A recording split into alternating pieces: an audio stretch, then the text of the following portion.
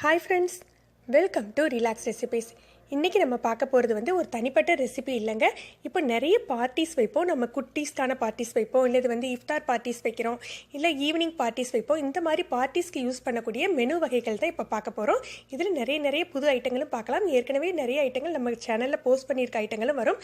வாங்க ஒவ்வொரு மெனுவாக நான் உங்களுக்கு எக்ஸ்பிளைன் பண்ணுறேன். நம்ம முதல்ல பார்க்க போகிறது ஒரு கிட்ஸ் பார்ட்டிக்கான மெனு. ஸோ பேன்கேக்லேருந்து ஸ்டார்ட் பண்ணியிருக்கேன்.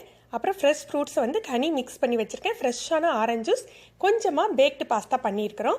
இப்போ நீங்கள் இதை இஃப்தாராக யூஸ் பண்ணுறதா இருந்தால் கஞ்சி வச்சுக்கலாம், இல்லை நம்ம கிட்ஸ் பார்ட்டினா ஒரு டெசர்ட் வச்சு நம்ம பரிமாறிடலாம். நெக்ஸ்ட்டு பியூராக இஃப்தார் பார்ட்டிக்கான ஒரு மெனுங்க. இதில் சம்சா, வடை, கஞ்சி, ஏதாவது ஒரு மில்க் ஷேக் வச்சுக்கலாம். நம்ம இங்கே இஃப்தார் பார்ட்டி அப்படிங்கிறதுனால நல்ல தர்பீஸ் பெரிய பெரிய பீஸாக கட் பண்ணி வச்சுருக்கேன். ஃப்ரூட் கஸ்டர்ட் எடுத்து வச்சுருக்கிறேன். இப்போ பார்க்க போகிற மூணாவது மெனு ரொம்பவே சிம்பிளான அதே சமயம் டேஸ்ட்டான மெனுங்க. இதில் வடை வச்சுருக்கிறோம். இதில் நான் என்ன யூஸ் பண்ணியிருக்கேன்னா கிரேப்ஸ் மில்க் ஷேக் பண்ணியிருக்கேன். நீங்கள் கிரேப்ஸில் மில்க் ஷேக் பண்ணி பாருங்கள், ரொம்ப டேஸ்ட்டாக இருக்கும். அப்புறம் பச்சை பட்டாணியில் சுண்டல் பண்ணி வச்சுருக்கோம், பீச் ஸ்டைல் சுண்டல். இந்த சுண்டலோட ரெசிபி நம்ம சேனலில் ஆல்ரெடி போஸ்ட் பண்ணியிருக்கோம், நீங்கள் பார்க்கலாம். இப்போ நம்மளோட நெக்ஸ்ட் மெனுவோட கம்ப்ளீட் ரெசிபி நம்ம சேனலில் ஆல்ரெடி போஸ்ட் பண்ணியிருக்கேன், இஃப்தார் மெனுன்னு சொல்லிட்டு. இதில் ரோஸ் லஸ்ஸி, பருப்பு வடை, தயிர் வடை 3 செஞ்சுருக்கேங்க. தயிர் வடை அப்படியே நார்த் இந்தியன் ஸ்டைலில் செஞ்சுக்கலாம், ரொம்பவே டேஸ்டியாக இருக்கும். டெசர்ட்டுக்காக எல்லா ஃப்ரூட்ஸும் கலந்து மிக்சட் ஃப்ரூட் கஸ்டர்ட் பண்ணியிருக்கிறேன்.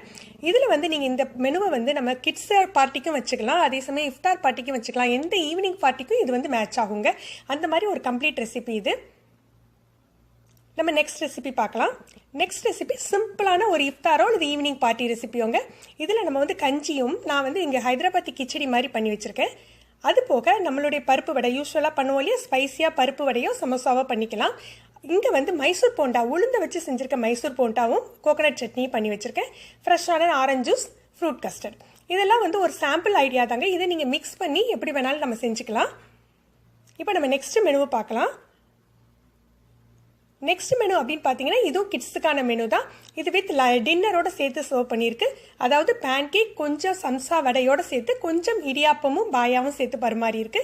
ஜூஸ்க்காக பாதாம் மில்க் எடுத்து வச்சிருக்கிறேன். இதை நம்ம டின்னரோட சேர்த்து சர்வ் பண்ணுறதுக்கு வசதியாக இருக்கும்.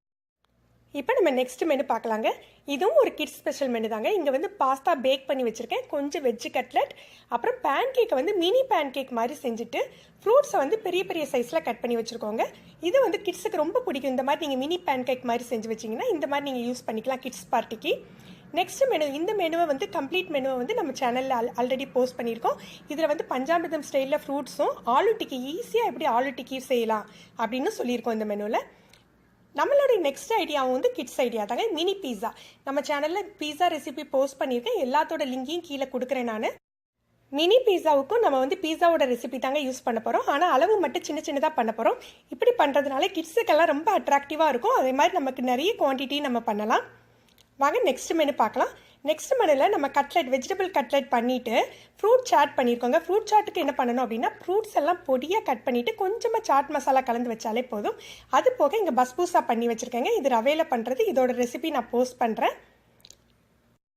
இப்போ நிறைய பார்ட்டி மெனுஸ் பார்த்தோம், kids party, evening party menus பார்த்தோம். உங்களுக்கு அந்த ஐடியாலாம் பிடிச்சிருக்கும் அப்படின்னு நினைக்கிறேன். இது எல்லாமே ஒரு பேசிக் ஐடியா தாங்க. நீங்கள் இந்த ஐட்டம்ஸ் எல்லாம் கம்பைன் பண்ணி நீங்கள் புதுசாக மெனு ஃபார்ம் பண்ணி யூஸ் பண்ணிக்கலாம். இதில் உள்ள நிறைய ஐட்டங்களோட ரெசிபி கீழே டிஸ்கிரிப்ஷனில் கொடுத்துருக்கேன், நீங்கள் வேணுங்கிறத எடுத்து யூஸ் பண்ணிக்கோங்க. இந்த ஐடியா உங்களுக்கு பிடிச்சிருந்தா லைக் பண்ணுங்கள், உங்களுடைய ஃப்ரெண்ட்ஸுக்கெல்லாம் இந்த வீடியோவை ஷேர் பண்ணுங்கள். இது வரைக்கும் நம்மளுடைய சேனலை சப்ஸ்கிரைப் பண்ணாதவங்க சப்ஸ்கிரைப் பண்ணிக்கோங்க. மறக்காமல் கீழே உள்ள பெல் பட்டனை மறக்காமல் ப்ரெஸ் பண்ணிக்கோங்க. நன்றி.